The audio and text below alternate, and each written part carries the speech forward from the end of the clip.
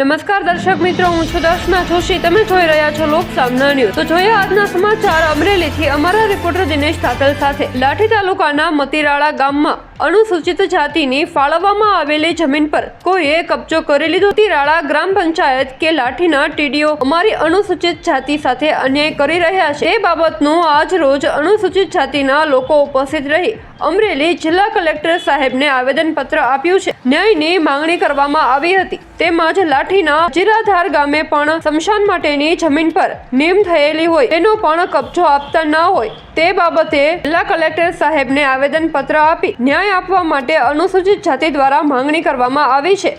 મારું ગામ મતીરાળા, મારું નામ આલાભાઈ હીરાભાઈ લુહાર. હાલ અમે કલેક્ટર સાહેબમાં આવેદનપત્ર આપવામાં આવેલો હતા મફત પ્લોટ માટેની, જે ગામ તળ જે નિયમ થયેલું છે અને અમને 35-40 જણા લોકો છે એને મફત પ્લોટ આપવામાં આવતા નથી. આ માટે કલેક્ટર સાહેબને રજૂઆત કરી અને આવેદનપત્ર આપીને હવે ડીડીઓ સાહેબમાં આપવા જવાનું છે. ફરી મળીશું એક નવા સમાચાર સાથે. ત્યાં સુધી જોતા રહો લોક સામના.